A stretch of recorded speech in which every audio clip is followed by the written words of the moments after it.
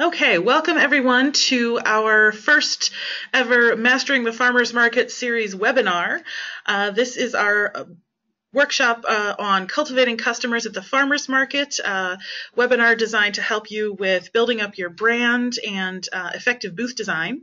And so welcome everyone who's joining us from all over the country, and hopefully we're going to give you some good information today that's going to help you really connect with your customers and build a great farmers market season this year. My name is Sarah Simzian. I'm the Farmers Market and Food Access Manager for the Land Connection, nonprofit based in Central Illinois.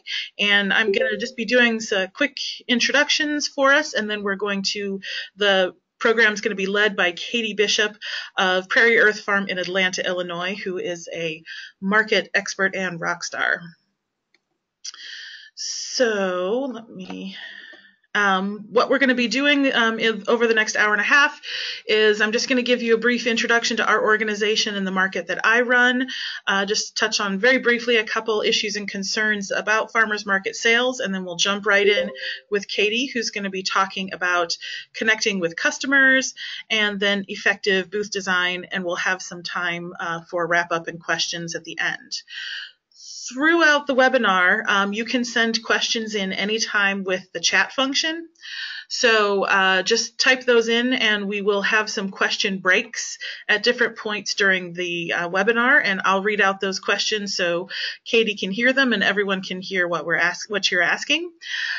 There will be one or two portions today where we will unmute your microphones so that you can participate and chime in, but otherwise we're going to keep the microphones muted just to avoid feedback and background noise from cats or whatever it is that we've determined people have going on by their computers. And but you can reach me with comments, questions all throughout using the chat function. All right, so just to give you an introduction to the Land Connection, our organization, we are a nonprofit based in Central Illinois in Champaign, and we work to grow the local food economy both on and off the farm. We do this through robust farmer training programs. We operate the Central Illinois Farm Beginnings program, a number of workshops, webinars, and conferences throughout the year. We also we launched the Champaign Farmers Market a couple years ago, and have been working on more and more food access work to support local farmers in the area and help the entire community get good access to local food. The Champaign Farmers Market, we started in 2015, so give you a sense of where we're at in Illinois. We're in East Central Illinois. And the market is a Tuesday afternoon market. We run mid-May through October. Like I said, we started 3 years ago. We're just about to jump into year 4. And all of our producers come from within 150 miles of Champaign-Urbana, most of them within about 50 miles, actually. Vendors are limited to a maximum of 2 spaces so that we can help new farmers establish their name on the local food scene and not get swallowed up at like they can do at some of the larger markets. So we don't have any single vendor dominating, and we help raise the profiles of new farmers. We are a food or farm products only market, so we don't do crafts and that sort of thing. We do have cut flowers, wool that comes from sheep, that sort of thing, but we really focus on food. And the centerpiece of our market is a very robust SNAP matching program that we're very proud of. So last season and this season, we have really benefited from a USDA Farmers Market Promotion Program grant, which some of you may be in the throes of completing an application for the next cycle. This has been a really invaluable program that's really helped us boost the profile of the market and really turn a corner in our early years. So just as we think about the farmers market scene and sales, farmers markets remain incredibly popular. We know there's a really strong demand for local food. Vendors have been reporting a slump in sales over the past years. Some have good data to back it up. Some it's more anecdotal. And so in order to determine what's really happening, there are a couple factors we want to look at in the local food community. So like I said, we know there's a high demand for local products, which has led to lots of local food being available through different channels. So we have competition from grocery stores. That's something that in terms of marketing, we try to figure out how we can address. How can we show the additional value of a farmer's market? We also find that people are cooking less, so that's another challenge as an individual vendor or at the market level to figure out how we can get people wanting to use the product they can get at the market. Going along with that, patrons are sometimes unfamiliar with local produce, can be hesitant to try funny-looking vegetables, and there is sometimes concerns about competition at a farmer's market from non-farmer booths. This is not to say that non-farmer booths are not a valuable part of the market either. It really depends on the market and what the focus is there. And I guess when I say non-farmer booths, I'm thinking more of non-food booths because, we want to make sure that the central point of farmers markets is still supporting actual local food and local farmers. So with that, we're going to get some wonderful advice on building your brand, connecting with customers, and designing a really wonderful booth from Katie Bishop like I said, from PrairiErth Farm in Atlanta, Illinois. Katie's going to introduce herself in a little bit more detail, but she has been selling in the area for years and also working with us to help train and inspire local farmers market farmers. She's got a lot of energy, creativity, enthusiasm, and a lot of great ideas. And so let's learn more about from Katie. I'm going to switch the screen over to her. Ooh, we have a lot of Katies signed in on this webinar. Really? That's weird. This one is going to be... I just see one. Oh, no, Katie Maxwell. Who's Katie Maxwell? Hi, Katie Maxwell. Nice to see another Katie. All right. Okay, good. That is yours. The screen is yours. Okay. Hi, everybody. First of all, I want to tell you guys this is the first webinar I have ever done. I've done this presentation probably 15, 20 times, so the content is solid. The presentation is good in person. We'll see how it translates over your computer screen. I'm betting it's still going to be really, really good. So before we get started, the only other thing I want to mention, or I want to ask you guys, and you can go ahead and put it in the chat feature and I can see it. There's this assumption a lot of times with workshops like this that it's just going to be about vegetables or fruit, and I've really worked hard to make that not the case, because I know there's a lot of challenges, very unique challenges to farmers market booths and displays if you're a livestock farmer or value-added farmer. So if you're not a vegetable farmer or a fruit farmer, in the comments below, tell me what you're growing. Tell me if you're livestock, tell me if you're value-added, or if there's something else I'm completely missing, maybe honey or maple syrup. Eggs, go ahead and put it down there.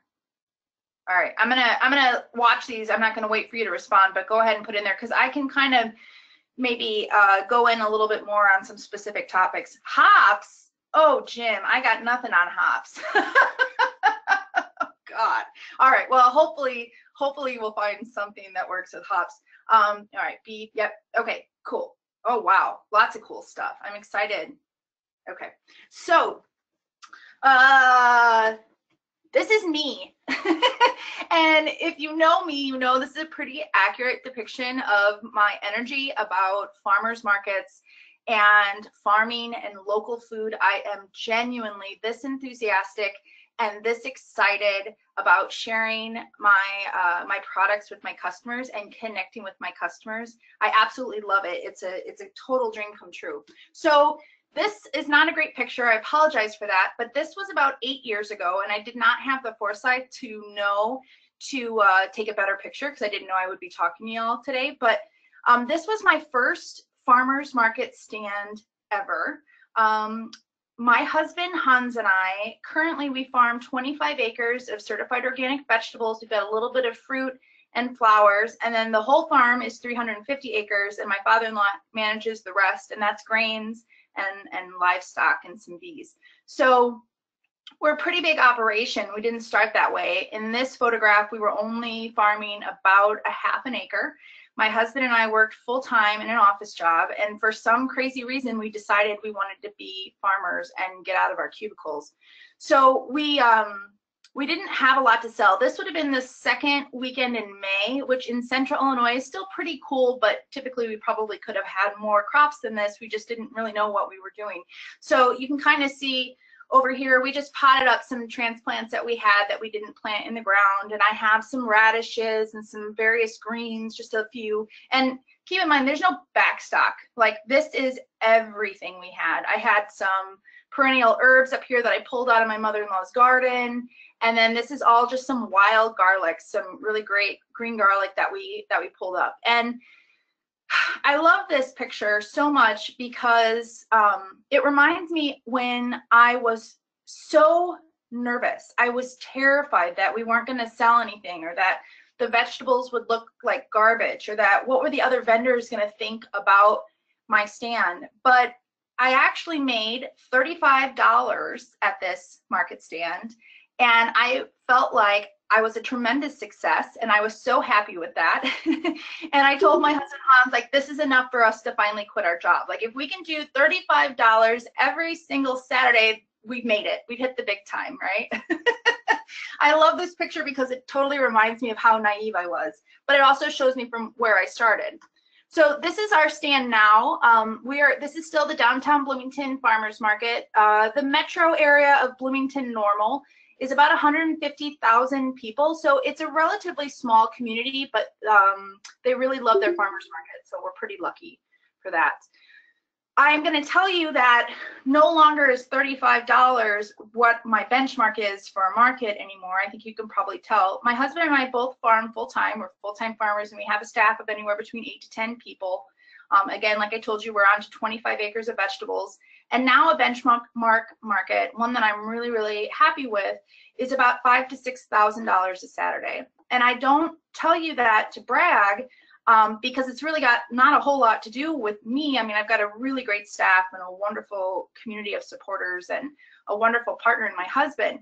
But I want to illustrate why it's so important to focus on marketing your farmers market booth, and how creating that brand and creating a welcoming, warm space really can boost your sales. And without sounding too like over the top, it can totally change your life in the way that it allowed my husband and I to get completely out of the office and farm full time. So I consider myself to be a professional farmers market executive. I know that sounds really silly, but it's true. This is what I do. This is what I do for a living. This is how I support 10 other people that we employ, right? So this is a picture of my husband Hans and I after our 7th year at the market. He looks kind of scary there, but I'm, as usual, ecstatic about being at the farmers market. And so because I consider myself a professional, I'm going to share with you through this presentation some pro tips, is what I call them. But I know you guys are also probably professional farmers market executives or vendors or whatever you want to call it too. And so rather than this be a webinar where I just talk at you, I want this to be a conversation. I want this to almost be like a big farmers market party where we're talking about what works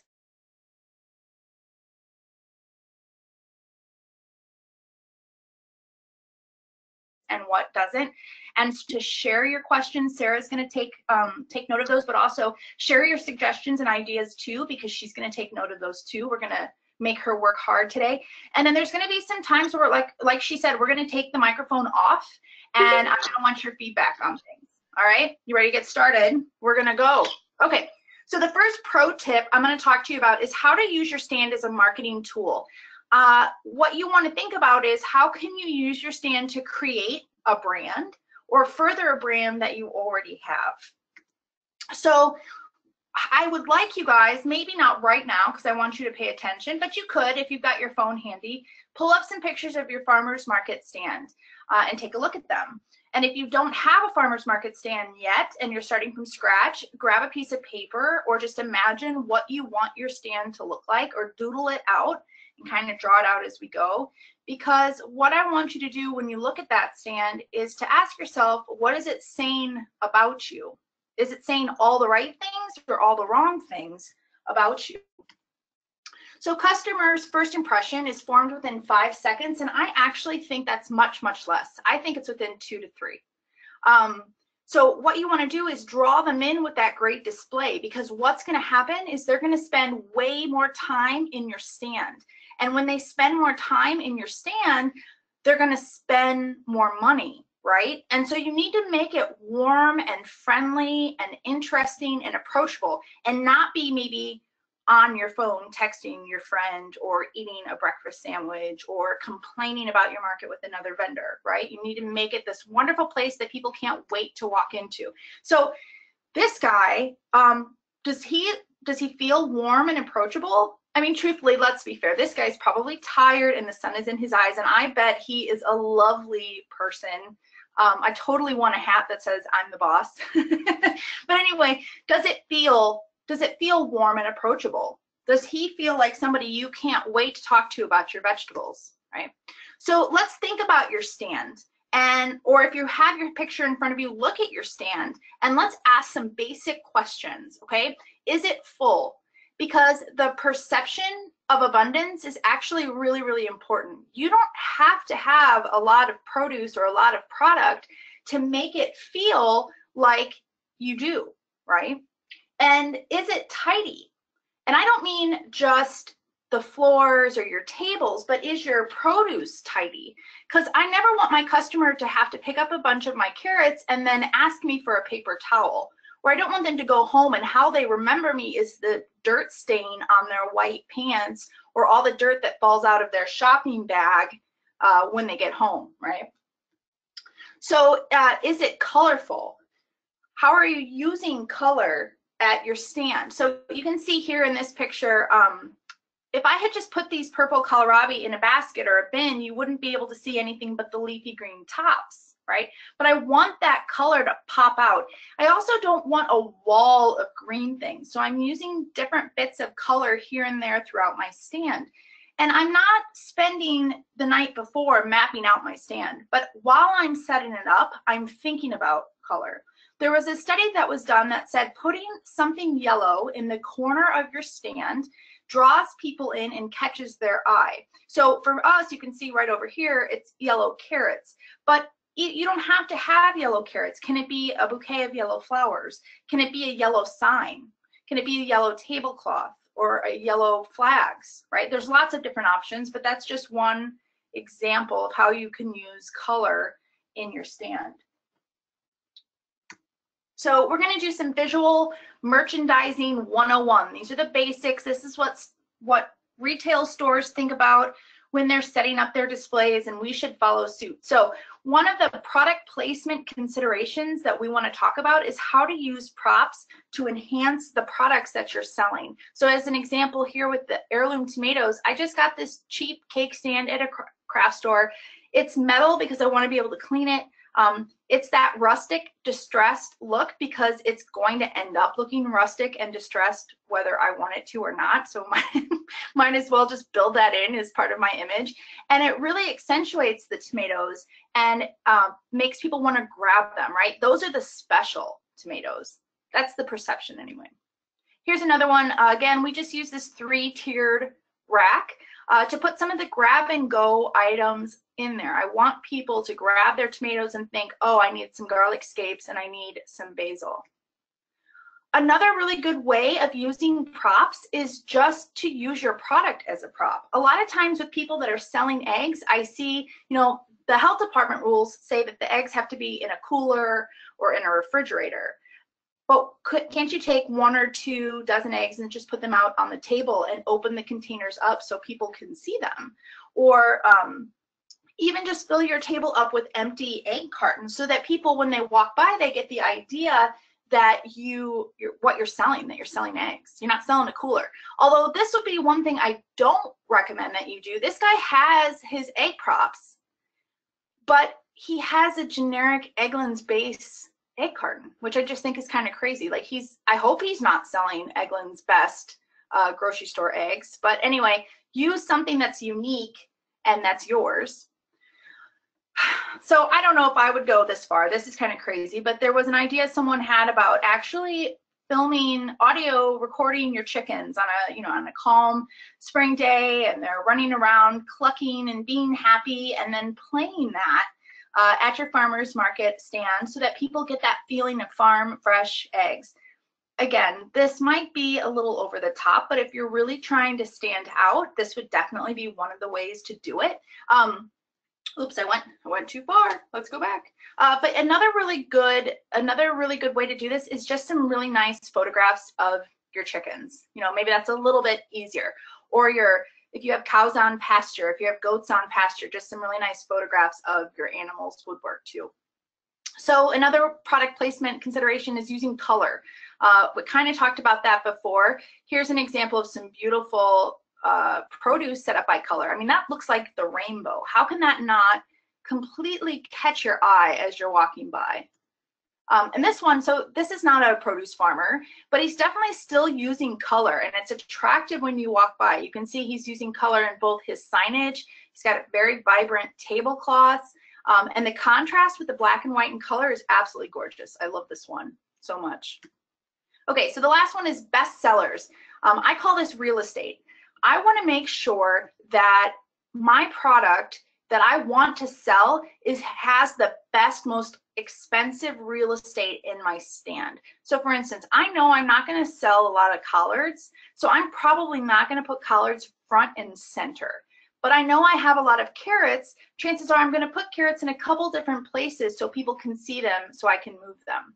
So this is a stand from my friend Liz Grasniak in Missouri. She has Happy Hollow Farm, and I love her display of tomatoes here. Not only does she put them front and center, she elevates them and she gets them up so that they're very visible. And you walk in and you know something that she's very proud of is her tomatoes. And so let's talk about product placement on this one. You can go ahead and just type it down in the chat if you want.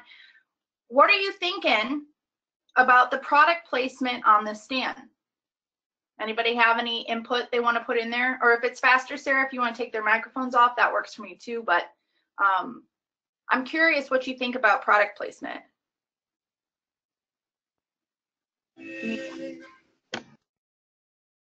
All right, Kelly. I think we're all on now. Okay. I'm gonna, sorry. I'm gonna go ahead and unmute those, but we've got some feedback, sorry, that it's too flat, that it looks scattered, needs some height. Looks sloppy, I see that. You guys, what are your thoughts on the watermelon? Do you think he wants to sell those, or she, I gotta be careful here, do you think she wants to sell those 5 watermelons down there?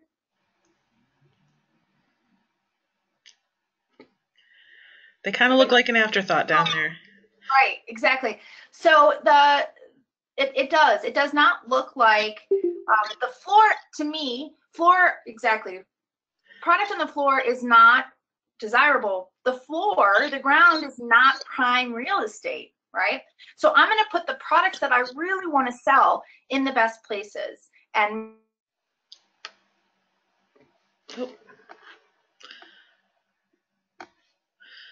maybe this person really wants to sell something that's not prime real estate.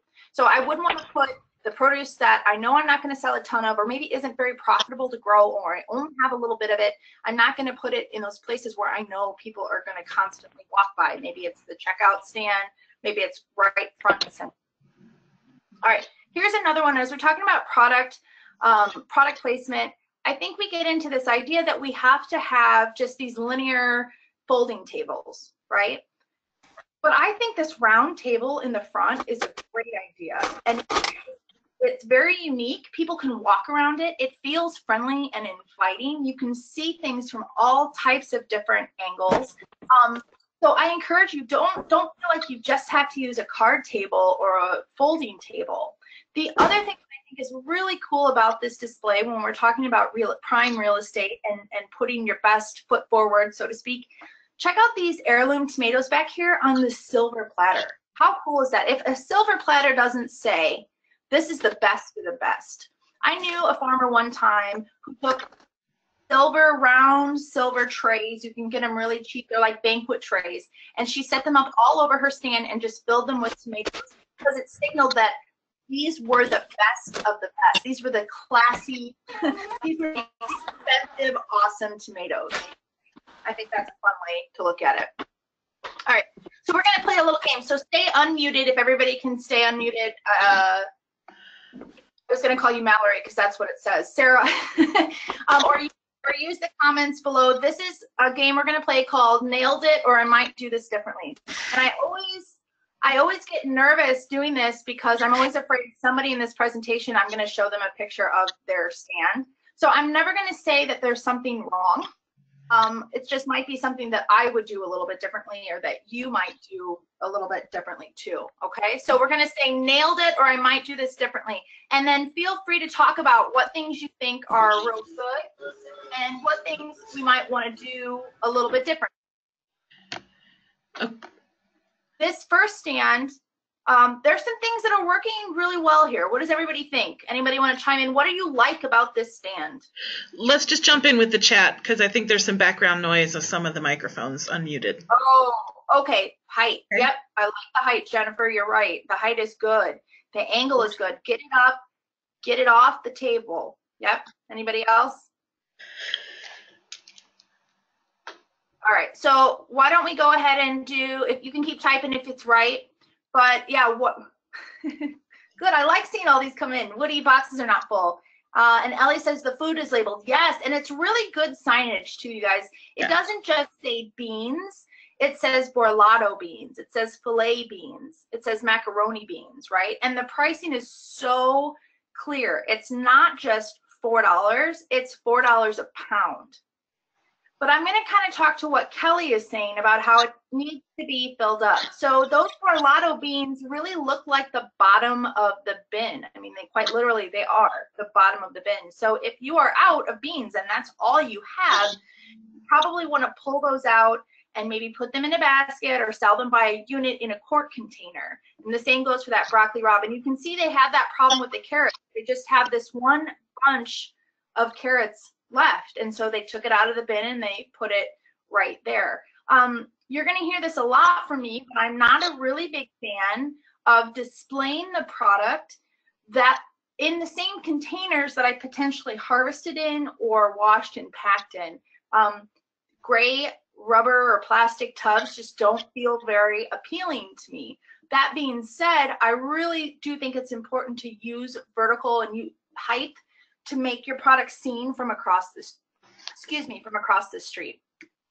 All right, here's another one, and I gotta be honest with you, I'm not even gonna let you chime in on this one because there's so much going on that we'll be here all afternoon, and I gotta plant potatoes, so that's not gonna work. So this is actually like a roadside stand, but the same rules can definitely apply when we're talking about merchandising and creating a friendly environment that your customers want to spend money in.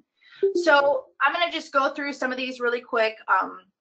When we're talking about signage, there are signs here. You guys can see my arrow. There are signs on top of signs. I can't tell what I'm supposed to be looking at. There's signs here and signs here, and there's signs all over here, right? I also kind of feel like this looks like a flea market. I mean, we got a box of magazines, we've got some lawn ornaments, and there's some bird houses over here. I don't really know, other than some vegetables, I'm not sure what they're selling down here underneath this card table.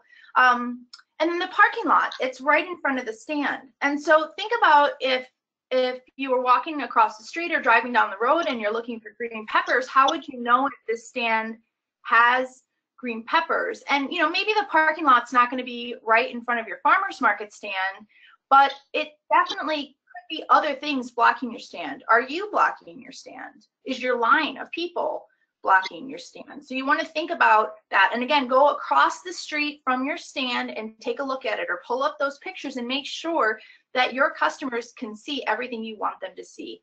Which leads me to my biggest complaint about this stand is what's in these containers. What's in them? I think I see some green peppers here, but you would physically have to be right up against the booth like this lady is to see what's in there. And that's not going to help you if people are walking down the street or the sidewalk and trying to decide whether they want to come to your stand. So there's this saying, keep it high and watch it fly, and it is absolutely true. These tomatoes look fantastic in those quart containers up on that shelf, and it makes me want to walk over and grab them. I'm not really interested in what's in these tubs because I can't even see what's in there. Am I right? If anybody else has anything about this stand that they want to point out that they nailed it, or might want to try something else, feel free to put that down in the comments. But like I said, there's so much going on here. We just need to get through this one. We could spend all day on it. All right, here's another one. What do you guys think about this one? What's your first initial thought? Go ahead and put it down in the chat if you want to.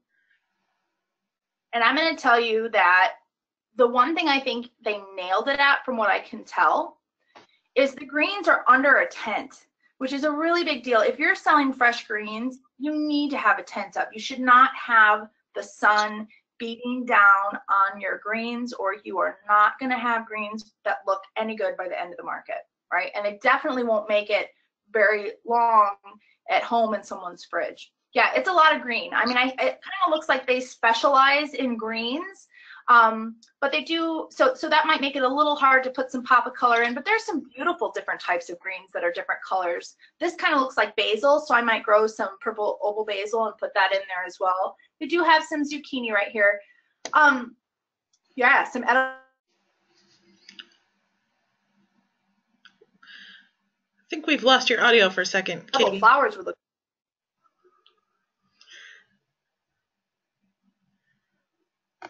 Oh. Oh no.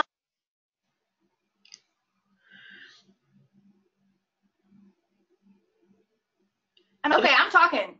Okay. Can other people hear Katie now? Okay. Yes. All right, good. Okay, we've got some. Sarah? No, go ahead. I think this might be audio on my end. Okay. So, what's up with this 5-gallon bucket? Would you eat anything that was washed and packed into that dirty 5-gallon bucket? No. I mean, you can if you want, and I might do it on my own farm, but I'm definitely not going to buy something from somebody who packed their stuff into a 5-gallon bucket and that's how they're displaying it. All right, let's go on. So while we're talking about price signs, this seems like a no-brainer to me, but surprisingly, there's a lot of farms out there that do not take the time to put clear and good price signs. And so here's my hope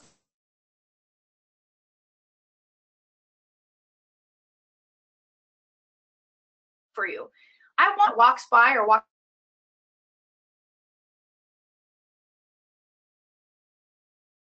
into your stand. That you're too busy checking somebody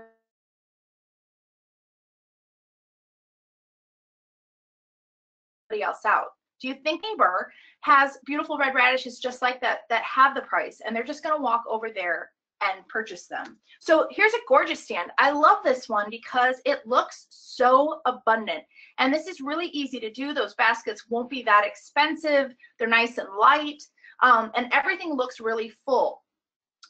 But what is the problem here at this stand?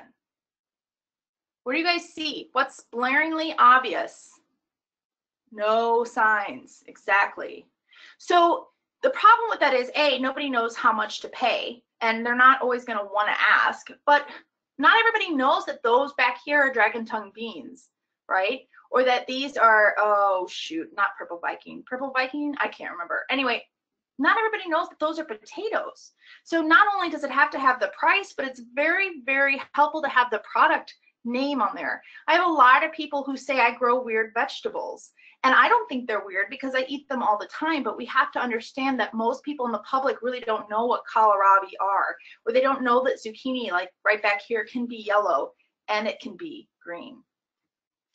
So you never want to make your customer work to buy something of yours because they're not going to, because they don't have to. Unless you're the only vendor at that farmer's market selling radishes, you better put your price sign up, right? So, oh, click ahead. Here's another thought on your signs is if you accept any other type of payment besides cash, put a sign up there. Because I'm going to tell you what, if people use their Visa, Discover, or MasterCard, you are going to rake in the sales 10 times more than if you're just taking cash. And I have the data to back this up. And actually, I think we're going to do another webinar at the end of the month about using Square specifically at your farmers market. So stay tuned for that so you can sign up for it. Accepting credit cards is huge at the farmers market, and it's very easy to do. But make sure that if you are accepting credit cards, that you're putting up signs that say it. And I strategically put those signs up by some of my most expensive items or those high real estate items, because I want people to think, oh, that's kind of more than I wanted to spend. Oh, but I can use my credit card, right? Okay, so here's a meat vendor, and I always imagine that somebody's asking her, how much is your ground beef? And she's yelling back, it's $5, because there's no signs here. There's nothing here that's showing anything about the types of products that they're offering or how much they are. So I love this idea of chalkboards. Actually, there was a study done where people responded to chalkboards rather than like whitey boards when it comes to food. It just creates a better feeling, and people are more likely to buy your product. And I don't know how they did that, and I don't have the study data. I'm just really repeating what I've heard. But I do personally, from a consumer standpoint, really do appreciate how that chalkboard looks versus like a whitey board. But let's go back to that idea where you're going to be so busy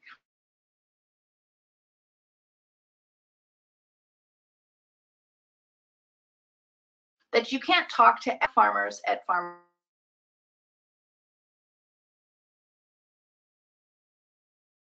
markets, because at a farmers market,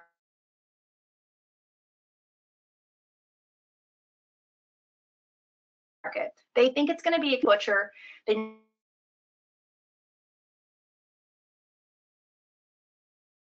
never have to talk to the farmer. They want the cheapest or the smallest weight that fits their family size. Maybe they really want chicken breast, but they want to pick out the ones that are only $8 and not the ones that are $9.50. And keep in mind that there's a lot of people that are really introverted and they don't feel comfortable walking up and asking you a lot of questions. So if you don't have a product list or a price list, you're potentially missing out on a lot of sales. So let's say hypothetically, I think I got another slide here. I love this one. Let's say hypothetically, I'm walking around and I'm looking for a porterhouse steak. And I know that porterhouse steaks are typically really expensive because when I buy them at the store, they're really expensive, right? And maybe you're selling porterhouse steaks, but you don't have a sign. And I don't know that you carry it, or I don't know how much it is. And maybe I'm a little shy and I don't want to ask you because I don't want to have to tell you no when I can't afford the $27 per pound for your porterhouse, right? So having these signs allows people to browse and see what you have. It can actually confirm that the prices aren't that much more in the grocery store or are cheaper. And it also tells them maybe you have those cuts, like a steak or a brisket, those cuts that maybe people don't realize you have, right? Or maybe it's cheaper to get the stew meat instead of the tenderloin. So having these signs, I think, is a really very, very important tool to use if you're a livestock farmer. And it also helps to have these signs because I recognize that if you're a livestock farmer, you can't put your product out on the table, right? So this is a really good way to display that. I love this sign, good meat here. I mean, it's really not very descriptive, but it would make me stop and it would make me say, hey, these guys, they've got the good meat, right? Okay, we got somebody. Hey, Sarah, can you mute somebody? We just got a lot of background noise. You there, Sarah? Yes, we got Sarah. It. Okay, cool. Thank you. I have myself muted. So, okay. So anyway, yeah. So this is a memorable sign, and when I get my steak from the guy with the good meat sign, I'm gonna remember when it really is truly very good. I'm gonna remember that. And I'm going to go back to the guy that has the good meat, right? Because that's a memorable stand to me. But truly, for people who are doing things like syrup and honey and cheeses and breads and eggs and meat, the most effective way is to stop using the sense of sight and focus on other senses. We forget that there are other senses at play that we can use. So how about the sense of taste? And how about the sense of smell? And how about the sense of hearing? Is that a sense? Yeah. You know, go back to the recording of the chickens. That would be an example of that. But samples, if your state or your county allows it, is so effective when it comes to selling things that you can't easily display out on the counter. And if your county or your state doesn't allow sampling at your booth, talk to your market manager about getting a shared sampling space, or having the market sample your products for you, which is a great way. I know that the Lane Connection does that at their Champaign market. So this is my $1 million idea. If you use this and it works for you, you got to pay me $1 million. Is that how that works? I don't think so. So you can sample your eggs, and I think people would find that interesting. But the best way to get those carnivores in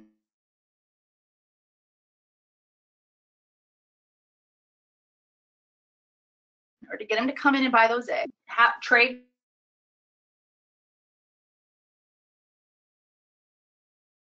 some eggs, and that sense of smell, because bacon smells like home, and that sizzle, right? That sizzle, and it tastes really good. And I can guarantee you that when you start sampling out bacon, you're going to sell every last dozen eggs that you have. And if you don't sell eggs, you sell bacon, you should be sampling and cooking up bacon. Even if you're not giving it out, just cook it, because the smell alone will bring them in. And that's actually pretty mean to do. But I had a farmer at another workshop tell me that that's what he was going to do, and I said, well, you might make some people upset if you're cooking bacon and you're not going to give it to them, but that is that is an idea. I'll jump in and say real quick, we not just bacon will draw people in, but we had a grill out one week in our sampling tent, and we were just grilling different vegetables, and that people couldn't quite figure out what they were smelling, and that brought people right over too. So grilling vegetables is another good way to appeal to.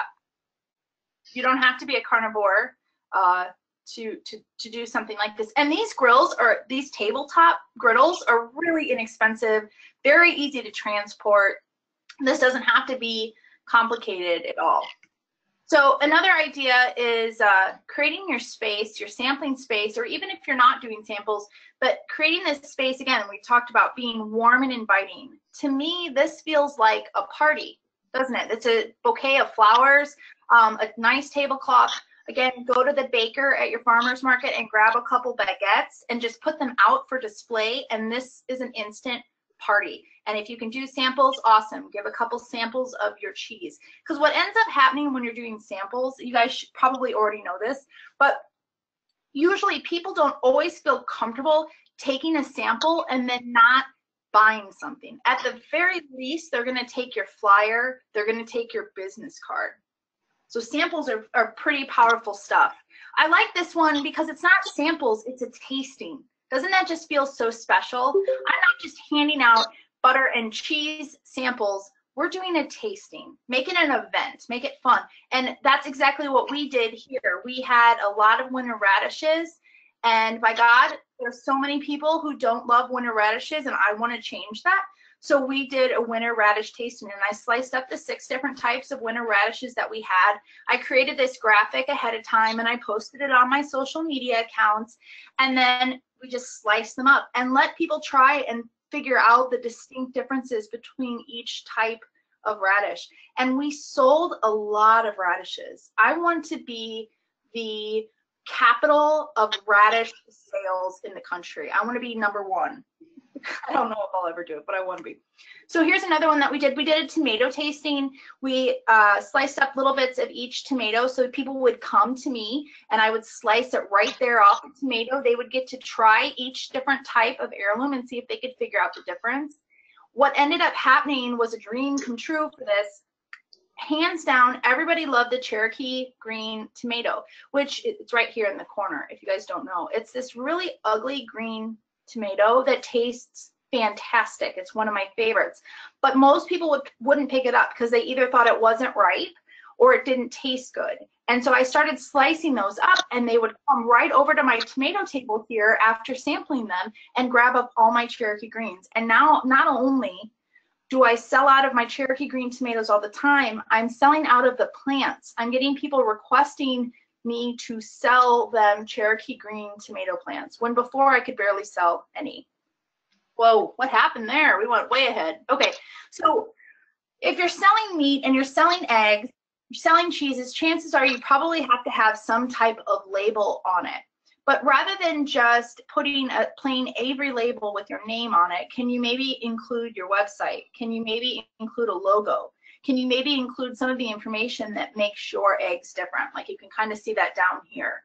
Or can you bring something that shows people what makes your eggs different? I think this is a great idea, showing the pictures of the yolk of a pastured egg versus a grocery store egg, right? Or this guy had a giant egg and he brought it to the market. Seems a little gimmicky, but people will remember that kind of stuff and they'll stop in your stand, right? And they will spend more time in your stand, which means they're going to spend more money in your stand. So this actually all came up from this presentation that I did at Moses, the same exact one. This person chimed in and said what they do is they get these yellow egg cartons. And so what happens is not only when people get home and they love the eggs, they know to go back to the guy with the yellow egg cartons, but as they're walking around the market and they're holding that carton of eggs that's yellow, everybody else sees it. And they're gonna wanna go to the guy with the yellow egg cartons. So we're just trying to make our stand and our product memorable and stand out. This is a great way. I think this is hilarious. It might be a little offensive, get locally laid eggs, but and this packaging would be extremely expensive. But you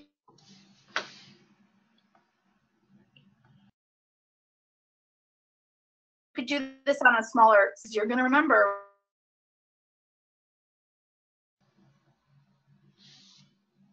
where to go back to get them. I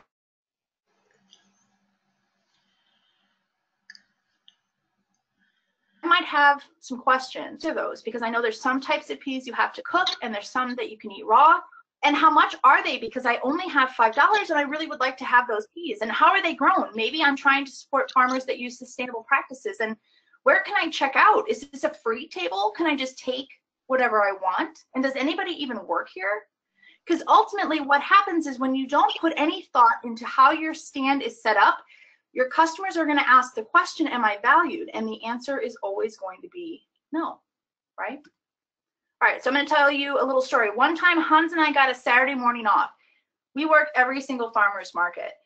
But the first Saturday we had off in November, we went to the Dane County Farmers Market because we're absolutely crazy. And I told you I love farmers markets. So the Dane County Farmers Market is in Madison, Wisconsin. And if you guys don't know, it is the largest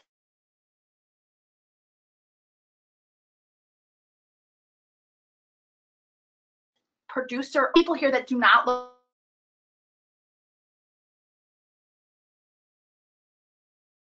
look very happy to be here. And so we walked around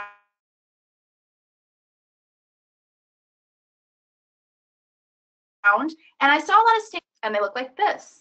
You get the point? So there is a phenomenon, I call it the walk around. And what happens is people come to the market and they don't want to commit to buying anything until they've walked around the entire market. Maybe they really want those sweet potatoes, but they want to make sure that they're going to get the best price and the best quality of potatoes. And so they're not going to stop at the first stand they see. So what happens if you're this stand and you have the best price sweet potatoes and the best quality and I want to buy them from you? How am I going to remember to come back to this stand? Because here's the problem. They all looked just like this. There was no sign that had their farm name or where they were from or how those sweet potatoes were grown. And all the displays were just tables with the product put right out on the table. And so what happens is there's no identity and it's not unique. This one, however, was right next door. This one was very unique. I liked this stand a lot. I thought it was very easy to set up. It's just the supers from the hives and some boards and some nice winter squash. Beautiful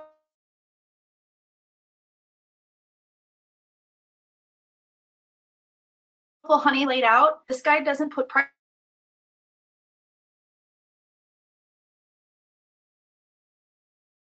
signs on his honey. So what if you really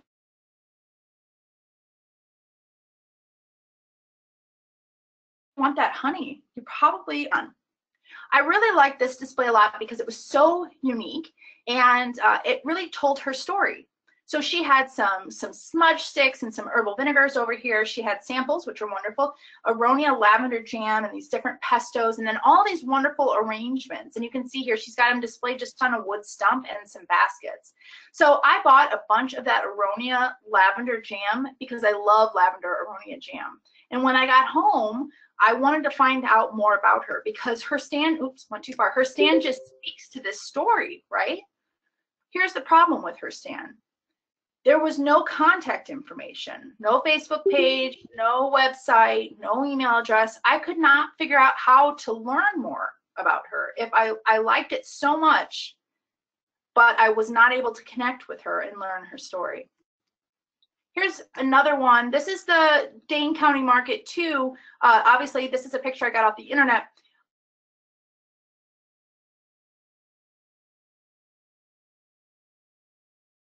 I'm not saying that you have, and you really liked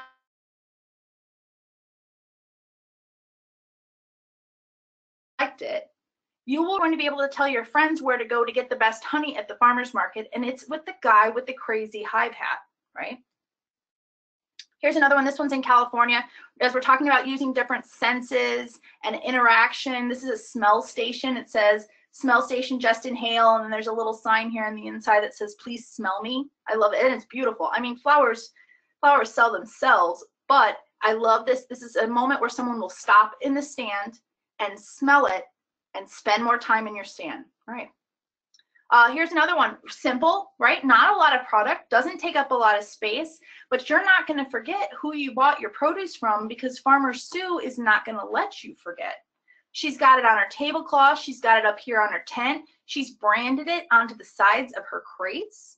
You'll remember Farmer Sue. All right, so this is one of those moments where we're going to stop. I'm going to take a sip of water. And if you have any questions that you wanted to put in the chat, or any comments or any suggestions or anything you want to talk about, we're going to take just a couple minutes and do that. So you can go ahead and put them in there, and Sarah's going to engineer the whole thing. Yes, send me your questions. Or comments or other good ideas that you've seen.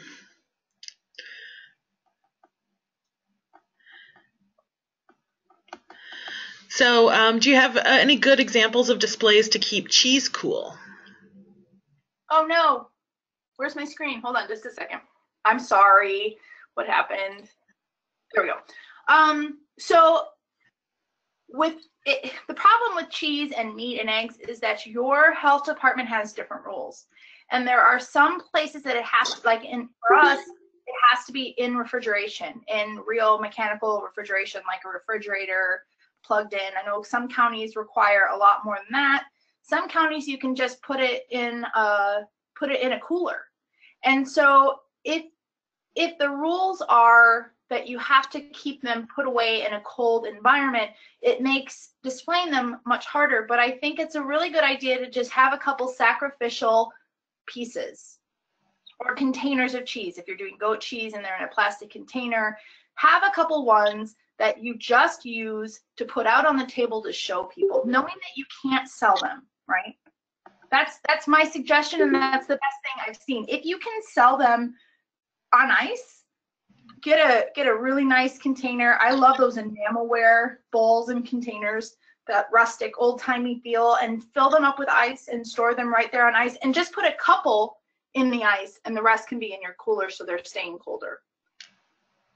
We have a goat cheese vendor who makes little clay, like they'll do the packaging, but inside it's actually just clay as a display, but it gives people a sense of the variety and they can see something. So next question, what is your take on booths that you enter that are U-shape versus getting product out at the edges so customers don't have to walk into the tent? Does it really make a difference?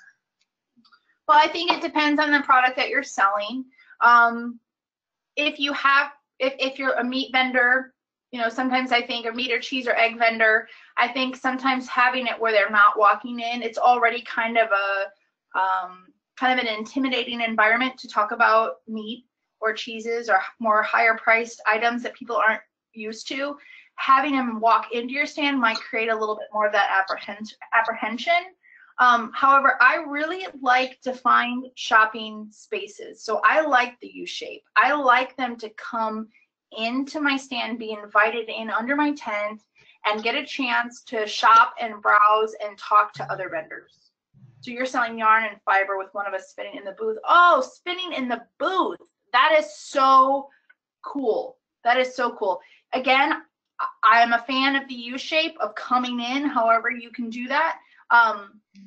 Because again, that feels really intimate to me. Like, come in and watch me do my trade, right? Watch me spin my fiber into yarn. Come in and watch it. And I think you can get a lot more people to do that if you're in that U shape. But that's really just my take. I don't know, if there's any established information out there on that. Another potential advantage, which I actually saw happen at PrairiErth's booth at our market 2 years ago, is if the weather is bad, if you have a nice U-shaped, the patrons can come in and take shelter in your booth, and that can, establish goodwill with the patrons, and maybe they're going to start to feel more of a desire or obligation to buy some of your product if they have been standing there to get out of the rain. Right. All right. So you guys keep the questions coming in there and she'll record them. I'm going to keep going because I tend to get chatty and I don't want to go over too late and keep you guys if you have stuff you have to do. So I'm going to move forward, but feel free, even if I'm talking, just go ahead and put it in the chat and we'll get to it in the next question break, okay? All right. So the next pro tip I'm going to talk about is how to connect with your customer. And if you're still with me, thank you. But make sure that you pay attention, because to me, this is the most important thing I can talk about today. This is the thing that's going to keep local food alive, in my opinion. So pay attention, take notes. All right, so the number one reason customers shop at farmers market, there was a study done, and the number one reason was this perception of high quality.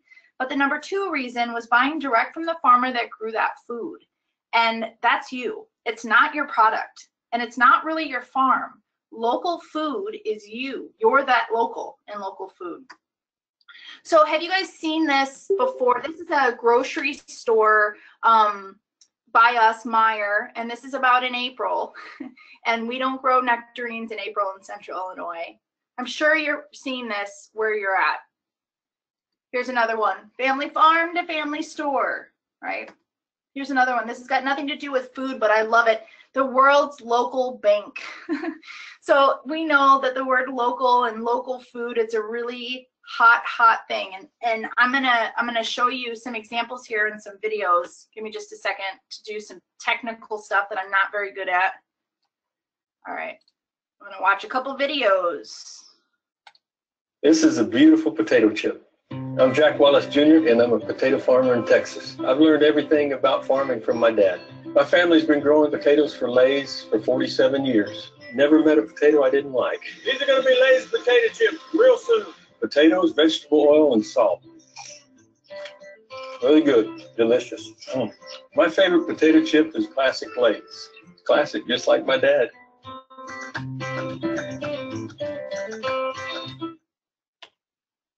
Everybody see that? Just from a tech perspective, I want to make sure that you guys were able to hear it and see it. So if it was weird, let me know. No autoplay.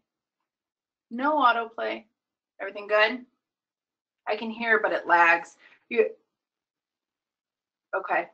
Does it make sense, or is it too laggy that you can't? It was a little glitchy, but it still was, I was able to follow it. All right. Let's do one more and see if it's working. If it doesn't make sense, I'll send you the links, but we'll see how it works. All right. How do you stay fresh in a world where tastes and priorities are always changing? With your Subway, you start by removing the artificial preservatives, colors, and flavors from your food. Support hundreds of growers, including many family-run farms. Serve customers 390 million pounds of fresh veggies. Offer packaging that's better for the planet, and use your size and resources to create healthy change around the world. Because the best way to stay fresh is to never get stale. So that one really upsets me. First of all, because I'm not selling to Subway. I don't know anybody that's selling their vegetables to Subway. But Also, it's giving off this idea that family farms or small farms are traditionally run by Caucasian couples with old tractors, and it just, to me, it's very fake. All right, we're gonna do another one. I know it's glitchy, guys, but if you're getting the point, then I'm gonna keep doing it. So this is a Philadelphia cream cheese ad. It's really short, so hopefully the glitch will work. But it's talking about, again, farm fresh milk. Philly makes it easy every day. Homemade mashed. You know what? That's totally not even the right one. Hold on a second. There we go. From the farm to our fridge in just 6 days. Philadelphia cream cheese, made with no preservatives. Rich, creamy, and delicious. Only Philadelphia. You know, and I wonder if it's because I'm making it a full screen. You guys, would you bear with me? And let's do it this way. From the farm to our fridge. Is it working? In just 6 days. Philadelphia cream cheese, made with no preservatives. A little glitchy, a little smoother. All right. It's all right. Only Philadelphia. All right, so you're going to get one more. If anything, just listen to the audio on this one then, because this is what we're talking about. This is the big problem here that we need to talk about. So hold on, let's see if we can get this to work. Shoppers like Jackie Piper spend a lot of time driving to farmers markets for the freshest produce they can find at a good price. She may not have to do that much longer. And we try to go to the West Side Market or farmers markets or things like that. But if I can get everything here, then I'll just come here. Jackie has discovered an alternative, Walmart. The discount giant is turning to local farmers to stock the vegetable aisles. They say it's cheaper and fresher than produce trucked in from out of state. They like to see locally grown produce in the stores. They know it's fresh. They know it's quality. All right. Sorry about the glitches, guys. Hopefully in the replay we can give you some links so you guys can see it.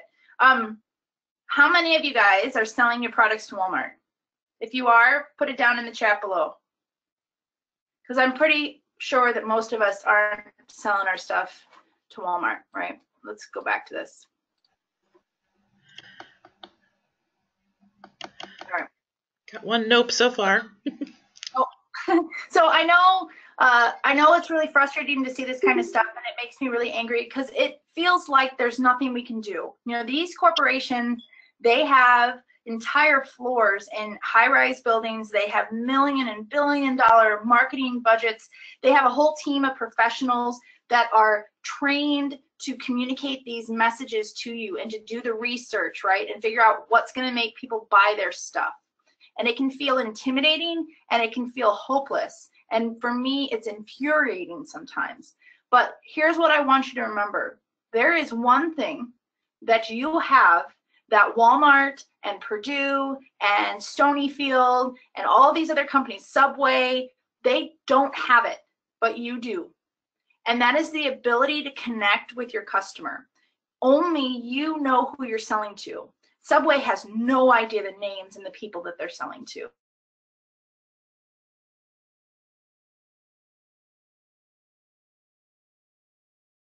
Right? They might have some strain different and better, in my opinion. So the greatest technology in the world hasn't replaced the ultimate relationship building tool between a customer and a business, and that is the human touch. And this is what's going to keep local food relevant and profitable and growing, as long as we focus on connecting with our customer. So I want you to meet one of my customers, one of my friends. Her name is Jen. And here's Jen right here in this white shirt. This is probably like the second or third market I ever did, and I had some more produce, but not very much. And she came to my stand and she bought a bunch of that green garlic. And I really valued her because she was a customer and she's buying all this garlic, right? She's one of my first customers, and I wanted to connect with her. And I asked her, what are you doing with that green garlic? And she told me, and I was so excited.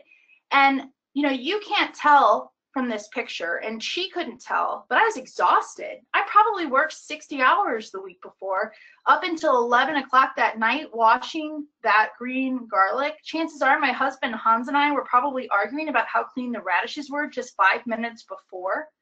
But I would never let her know that, because I'm going to be positive and I'm going to be upbeat and I'm going to be enthusiastic about my farmer's market stand and my farm and my customers. because I value Jen and I want to connect with her, right? And so this is Jen now, and she comes to every single farmer's market, and she has been in my CSA since the first year. But it gets better than that. This is Jen bringing her friends to my farm for a field day. But it gets better than that. These are her friends that she brings down to the farmer's market every single Saturday morning, and each one spends about $20 at my stand. So you can do the math on that. But it gets even better than that, because this person right here with the sunglasses, that's Amy Tell. And I value Amy Tell as a customer, and I want to connect with her too. And so I make sure she knows I value her. And she spreads that PrairiErth Farm love to her friends and to her coworkers and to her family. And this is the easiest form of marketing, and it is the most effective form of marketing, and it is the cheapest form of marketing, and it is word of mouth advertisement. But you cannot do that unless you connect with your customer first. So here's another example of Jennifer. She posted this on Facebook. I love this example because it really hits home a couple different points. So she tags this on Facebook. She does not put my name. She doesn't put my farm. She puts no PrairiErth Farm or Katie Bishop identifiable information in this post at all. But this guy down here who I don't know says, just missed you. I can't read it because it's cut off by my screen. I bought tomatoes from that wonderful table. Well, how does he know where he bought those tomatoes from, right? So there's two things I want to point out. First of all, Jen is spreading my brand. And I have a brand that's spreadable because my stand is unique enough for Rusty to remember it, right? Pretty powerful stuff, in my opinion. Here's another one with Jennifer. She says, I cannot help myself when it comes to these tomatoes. They're for tonight's dinner. And in this case, she does tag me and tag Hans and the farm. But there's all these comments. You can see them like, oh, those look good, or this is what I'm going to do with them. And then there's more comments like, what are those? And she's saying they're San Marzano tomatoes, and you can't get local San Marzano tomatoes anywhere. And I got them in my CSA, and someone says, well, what's a CSA? And there's all this conversation happening about my farm because I connected with Jennifer and I value her, right? So you've heard of the 80-20 rule. Maybe you have, maybe you haven't. But what it is that 80% of your business comes from only 20% of your customers. Those are your VIP customers, and you need to get to know the names and the shopping preferences of that group. So there is, come on screen, go for it. Okay, so there's this book called The Purple Cow by Seth Godin. It's a great book. I recommend it if you haven't gotten it. And he calls them sneezers. Who are your sneezers? So the idea is your brand, your message, your farm, your products is a virus, and you want everybody to catch it. You want that virus to spread all over the place. Well, how are viruses spread? Lots of different ways. By your sneezers. So that's just another way to talk about word of mouth advertising. But who are your sneezers? Well, these are the ones that are going to take a lot of time to learn about you. So these are the ones, while it may seem annoying at the time, are going to come to your stand and ask you how you raise your produce or how you raise your animals. And what's the difference between golden beets and Chioggia beets, right? That's huge. They're going to want to know. If they're not willing to ask you, they don't care enough, in my opinion. These are also the ones that are going to take the risk to try your product. So maybe you're a vegetable farmer, but you're going to go off on a whim and do some fruit. Or maybe you do chicken eggs, but you're going to start to sell duck eggs. Or maybe you have, maybe you sell meat at the market, but you're going to start doing a meat CSA. These are the ones that are going to step out of that comfort zone and try something new because they trust you. But most importantly, they're also the ones that are going to take their friends' time to tell them about you, which is exactly what you want.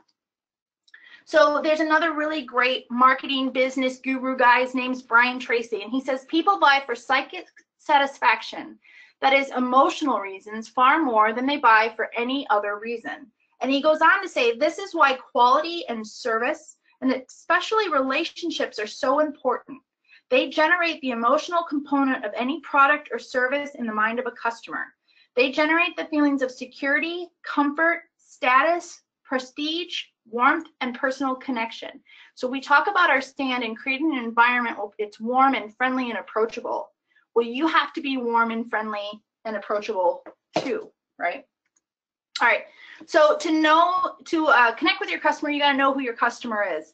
There's a study done in Vermont that 70.4% of farmers market shoppers are women. And we know that women spend about $4 trillion annually and make up 83% of US spending. I know there are guys at the farmers market, but there are a lot more women. So if we know that primarily farmers market shoppers are customers, we need to ask ourselves, what do we know about the shopping habits of women? So this comes from a book called Why She Buys, which is a book I cannot recommend enough. It's written by a female marketing executive about the perspectives of women and their shopping habits. It's a fantastic book. Again, it's called Why She Buys. So what do we know about women? We know, based off of the studies and research that she's done, that women are more likely to seek out human interactions in most types of transactions, which I think is actually pretty cool, considering we're in the face of all these box meals being shipped to people's houses and Amazon Fresh and all this stuff where people are not getting their food from the farmers that grew it. But we know that women want to seek out those human interactions. The caveat to this is that the study did not include millennial women. It will be interesting to see how this changes with millennial shopping habits and if it does change at all. So there was a study, another study, Men Buy, Women Shop, and it's the #1 obstacle women face when shopping is lack of help when needed. So go back to that stand that didn't have a sign, nobody was at it with the peas. Is she gonna wanna stick around and wait to figure it out? Probably not. Women want to share their shopping experiences with those they care about. And never is that more true, but never is that more important to recognize with social media. Women have absolutely no problem getting onto Facebook or Twitter or anywhere and saying how much they love a product, but they are going to do the exact opposite if they don't receive the service that they expect. And so you have to be delivering perfect, excellent customer service. And finally, 84% of women are the sole preparers of meals for their families. And so what that tells me is not only do I need to know about the shopping habits of women, but I need to connect with their kids. A lot of times families, either men or women, moms or dads, if they're doing their grocery shopping on the weekends, they don't have daycare, which means they're probably going to have to take their kid to the farmer's market. And that is a challenge for a lot of parents and a lot of kids, quite honestly, too. So what can you do in your stand to connect with those kids and make that a better experience for mom and dad, but also make that a better experience with the kids? So this little guy here in the yellow hat, his name is Graham, and he's been coming to the market since before he was born, actually. And he really isn't coming in for the kale, you guys. I know it looks promising that we have a healthy eater here, but truthfully, he's coming in here because he wants a fist bump from Farmer Hans. And he will walk into the stand and say, "Where's Farmer Hans? Where's Farmer Hans?" Because that's all he wants is Farmer Hans to give him a high five or a fist bump and recognize that he's there. And you know that makes his parents so happy. Here's another one. We had some extra space in the spring when we weren't filling up our stall.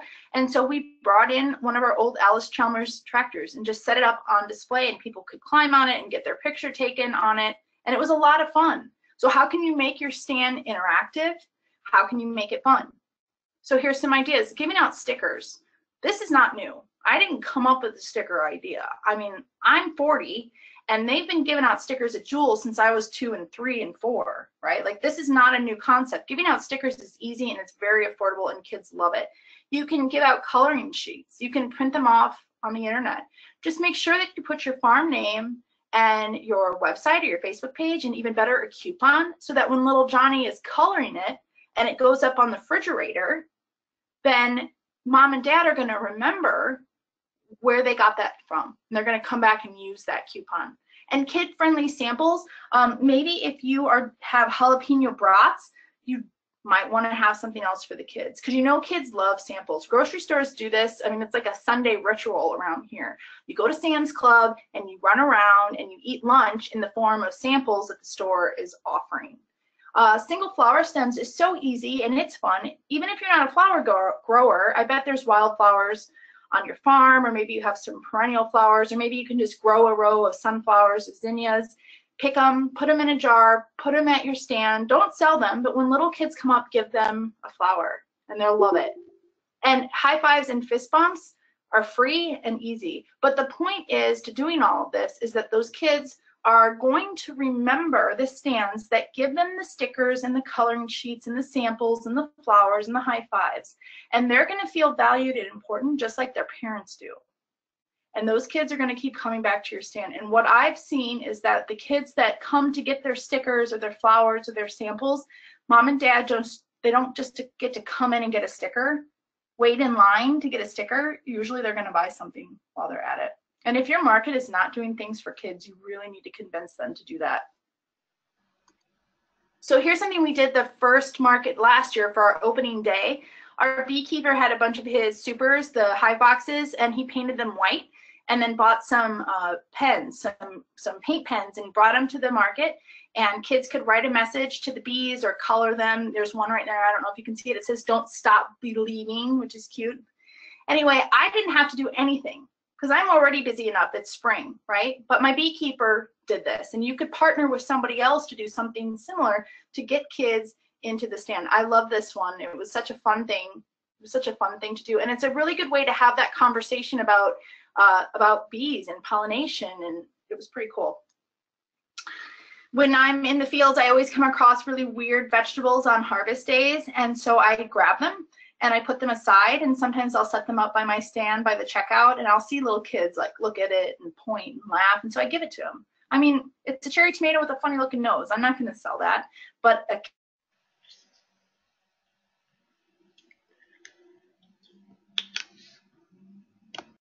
kid would absolutely love it. Ridiculous. We had a Christmas market, a holiday market, and it didn't feel like there were a lot of people that were interested. And as you can see behind me, there was a ton of food we had to sell. I didn't have a Santa costume to dress up in, but what I did have was a giant rutabaga. And so I bought a Santa costume for a dog, and I put it on the rutabaga, and we called it Santa Baga, and we told everybody could come and sit on Santa Baga's lap and get their picture taken. I know this sounds absolutely ridiculous. This is like the extreme. The extreme of gimmicky marketing right here. So what ended up happening is we got into the paper, which was really cool. This couple came and got their son's first Christmas picture taken and made it into their Christmas card for the following year. And you know they posted it on social media and tagged us because it's the most ridiculous thing ever. So some other ideas that you can do for your moms and dads at the market is recipes and shopping lists. And I'll show you some examples of that. Meal kits.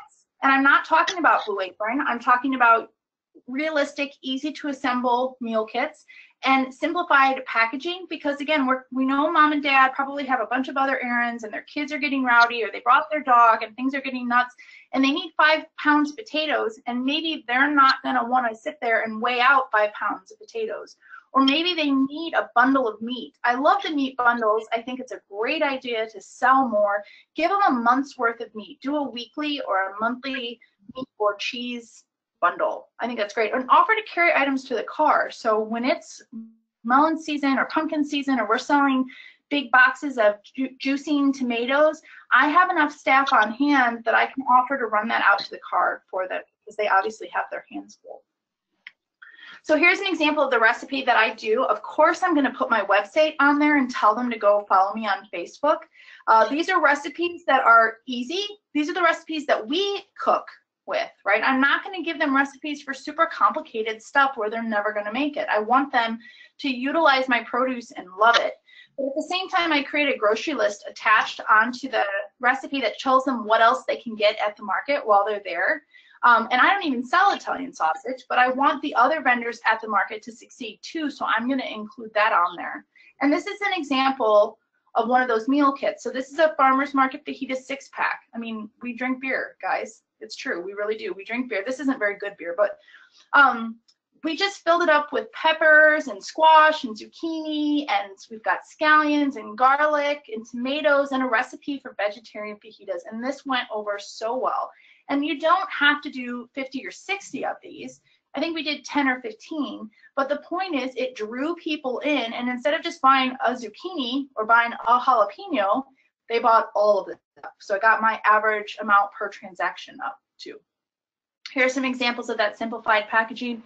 Rather than just selling 1 or 2 apples, put them in a quart container.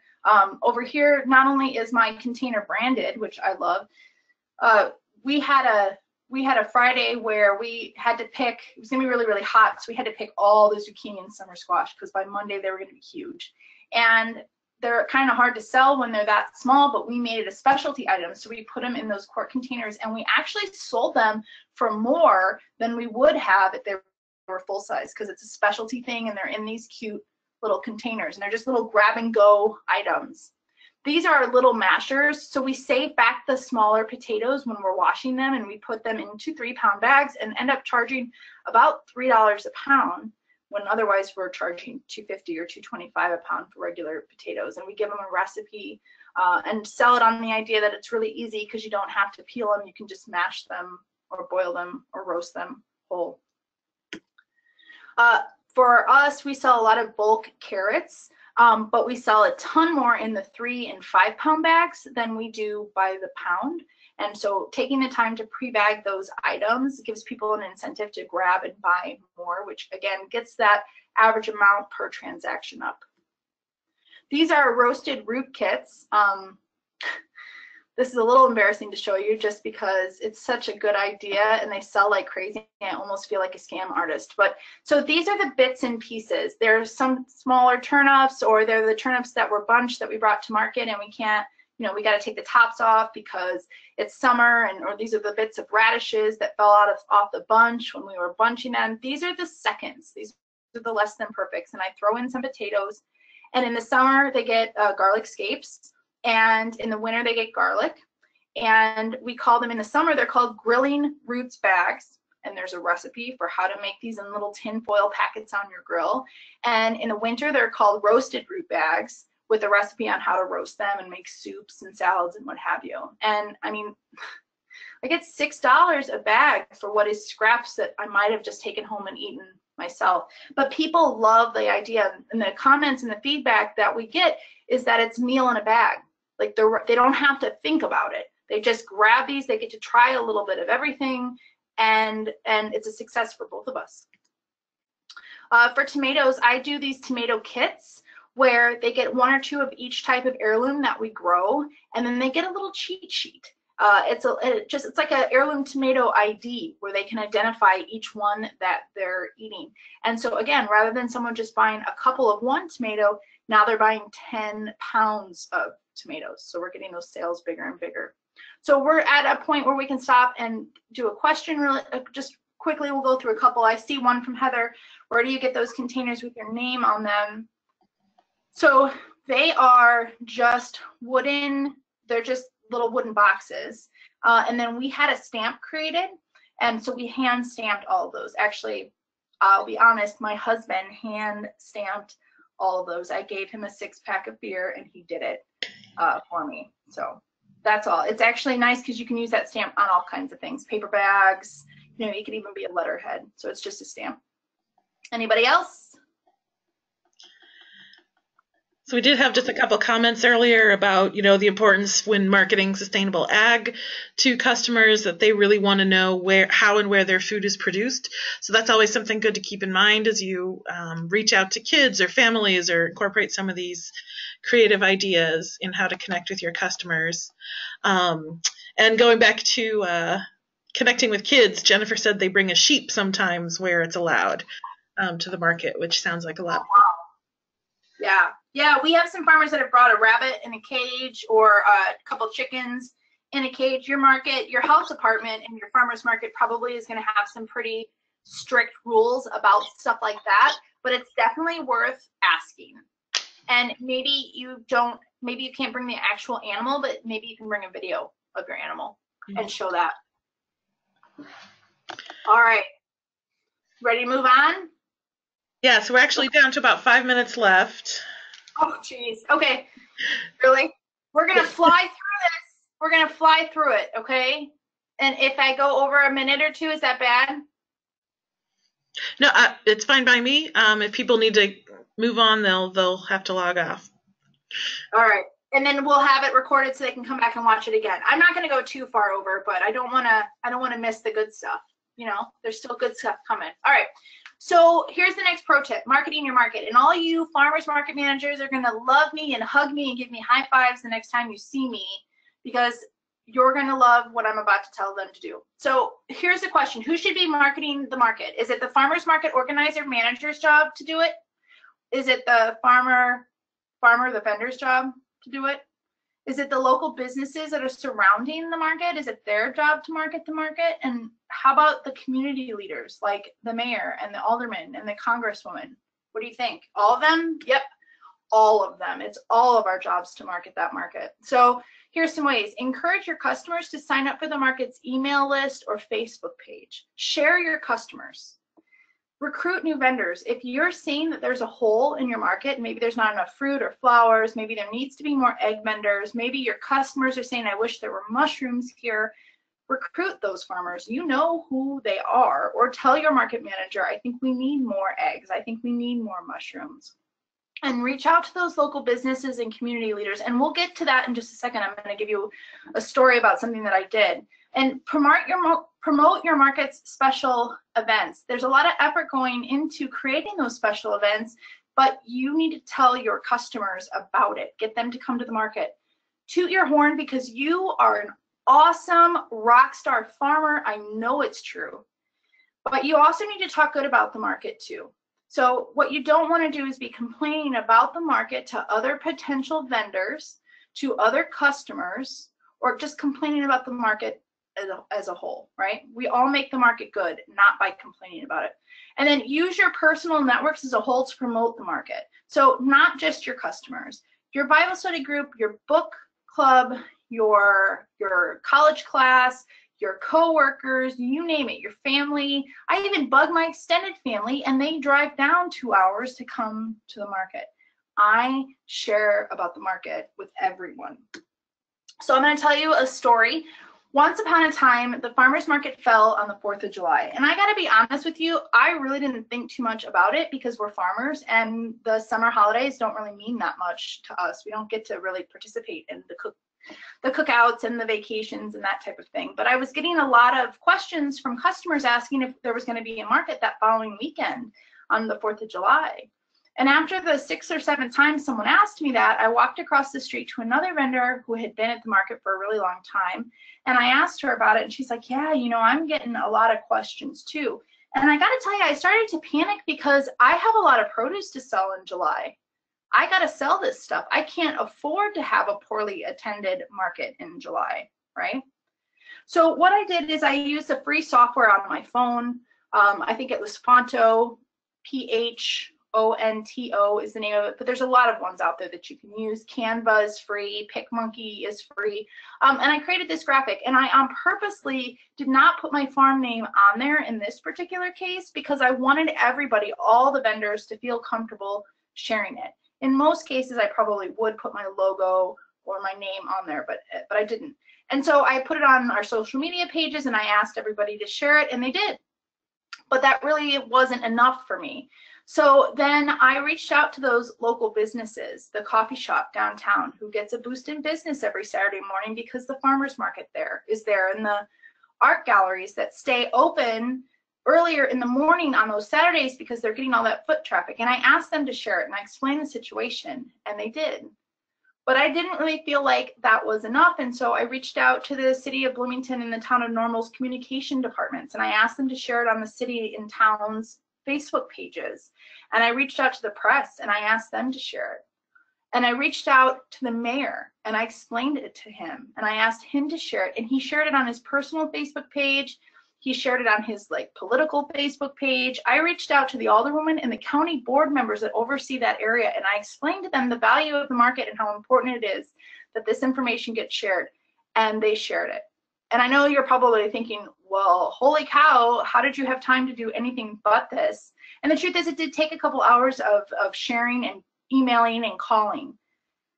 But this is what happened. My sales increased 36.9% from the Saturday before. And I keep really good records. I know how the weather was, and it was about the same. And at that point in our farming career, we weren't growing, huge amounts year to year. There wasn't that big of a difference. I honestly can tell you with no solid, scientific methods here to back this up, but I can tell you that I believe that the reason why our sales increased so much is because so much attention went into marketing that market. And so the takeaway from this is if we would all work this hard, you know, not just the farmers, but the market managers and the businesses and the community members, everybody would share the message of the market, how much room for growth there is for us and how much room there is for new farmers to come onto the scene, right? The potential is there. We just have to work for it. All right, this is my last pro tip for you. How are you getting the word out about your farm? If you're not using social media by now, I cannot encourage you enough to check it out. You don't have to use every single platform out there because I got to be honest with you, they change so fast, I can't even keep up with them. But the primary ones that we use are Facebook and Instagram. We do use Twitter and a little bit of YouTube. So you can pick what you want to use. As an example of something that we do on Facebook specific for the market is we create these grocery lists that show everything that we're going to have. In most cases, I probably would not put this much content in a Facebook post because nobody's going to read it, but they do for this for some reason. And the other reason why this works really well for us is in the fall, a lot of people think there's nothing at the market, and this really sends home that message that that's not true. Look at all the stuff that we have at the end of August. It's also a really good way to show off any special items that you grow. Like this farm has some really nice herbs, and what a great way to show that is right before the market, a day or two before the market, to share that information. Our market does this, and I really like that. Sometimes it's just a simple thank you, like, hey, thank you for coming out. It makes the people that came feel good. It makes the people that missed it or forgot feel like they missed out on something, right? And they'll come the next week. Really quickly, for event pages, this is super specific, but it annoys the crap out of me, so I'm going to show you how to do it. If your market has event pages for special events or markets in general, you need to post in it. And you need to share it, and you need to invite your personal and professional networks. Like, you need to utilize this, because what's happening is your information is getting put in front of so many people that you normally don't have access to. So utilize these pages. That's what they're there for. But what happens, and Facebook is so weird, is that sometimes when you go in to post, you post as yourself, and nobody knows who Katie Bishop is, but they do know what PrairiErth Farm is. And so just really quickly, I'm going to give you this tip if you don't know. When you go into the event page and you start typing, it's going to auto-populate it as Katie Bishop. But if you hit this little drop-down arrow box, you can select the Facebook page you want to post as. And in this case, I want to post as PrairiErth Farm. So you click on that, type your message, boom, there it is, PrairiErth Farm. Pretty cool, huh? All right, so we're gonna do this live video. It's kind of long, so we're not gonna watch the whole thing, but this is really effective for us. Before every market, typically, unless things are really nutty, before every market, after we're set up, I do a live video from the market, and people have come to expect this. I get a ton of positive feedback on it. I've had people say that they weren't even gonna come to the market until they saw my video. I've had complete strangers that I don't know recognize me in public from these things. I'm not a celebrity. I'm not a celebrity by any means, but this is a really great way to share your message through Facebook, because what's happening with Facebook specifically for these business pages is that a lot of the content that you're posting isn't being seen, but Facebook wants live videos to really take off. They want those to be popular, and so they're showing those in people's news feeds a lot more, and they're even getting notifications like, hey, PrairiErth Farm has a live video, go check it out. So I'm going to show you ours, an example of one really quick. Hopefully it'll work. If it doesn't work, we'll just stop it. Let's see. Hopefully it's not glitchy. That's me. All right. Good morning, everybody. It's Katie Bishop with PrairiErth Farm. Oh, that's glitchy. I see it. I'm excited to talk to you today about the farmers market because there's some really, really good stuff. Is it glitchy? And today is also my first day of being 40. Well, okay, I'm not going to waste the time because it's a pretty long one, but you can go to my Facebook page and you can see many examples of these videos, because I do that every Saturday for a farmer's market.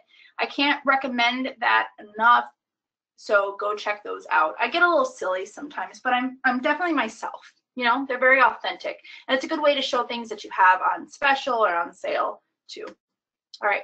So another way to use social media is to highlight a product. I did a video about watermelon radishes because we never sell them, and I posted it on Facebook, and it's on our YouTube page. And we sell out of watermelon radishes for years after that. Now you can see I filmed this in 2015, and I'm still getting requests for watermelon radishes. So sometimes people need some help figuring out what it is that you grow or raise. This is another farm by us that they not only, I love this idea because sometimes cheeses, different types of weird, I'm going to say weird cheeses, but unusual cheeses are a little scary for people to try. And this is a great way to kind of show, you know, what the flavors are, what you can do with them. But another way to do that is not just show the product, show what you can do with the product. That looks delicious. That's inspiring, right? And then if you have the recipe, put that in there too.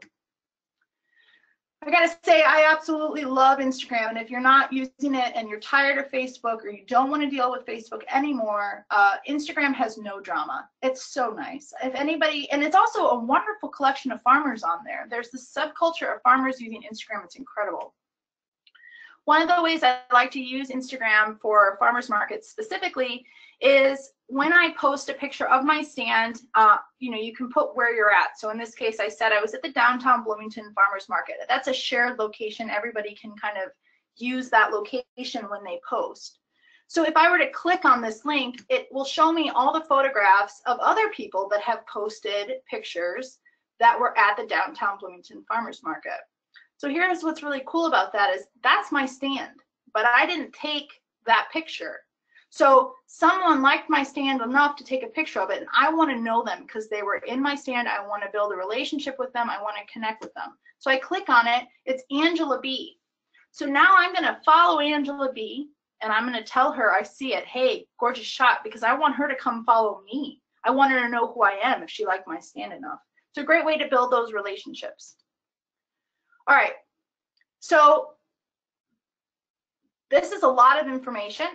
And if you're just starting out, it can feel pretty intimidating to go from $35 to $5,000 or $6,000, right?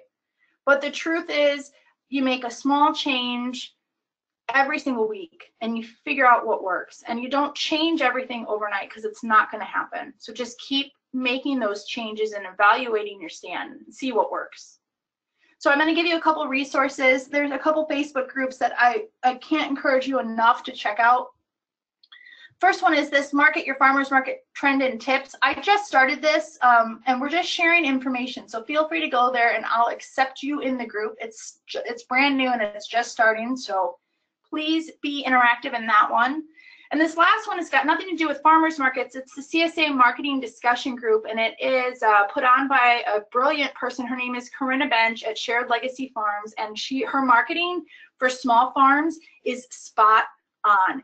She nails it time and time again, and she has helped so many of us redefine our marketing plan.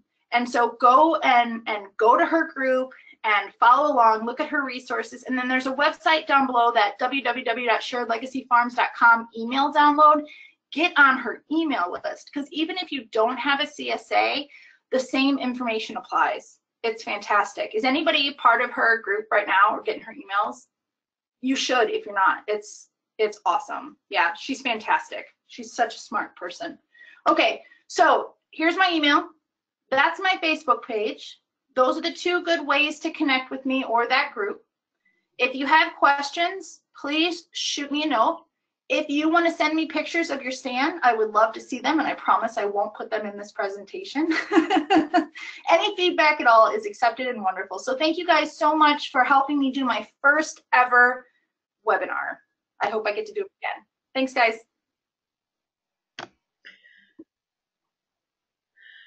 Thank you so much, everyone. I'm just going to switch this over real quick to me to wrap up. But I wanted to share real quick a display idea that I saw a couple weeks ago, and this was at the Union Square Farmers Market in New York, and this was just at the end of their booth, and I thought this was a great way to show, different veggies that people might not be as familiar with. And the reason that it really stood out to me was that this was kind of at the end of our tour, and we were down there for about 10 minutes talking, and I must have seen 10, 15 people stop and take pictures of this, which means that they're probably going to post it somewhere and it's going to share and get some good traction. So these kinds of little ideas can really get some good get you some good attention, and showing behind the scenes stuff too.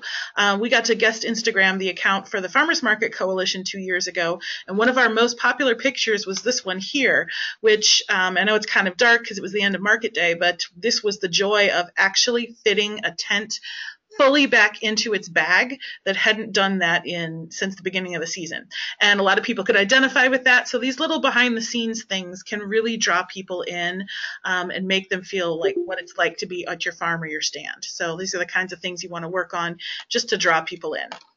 So thank you so much for everyone for joining us this afternoon.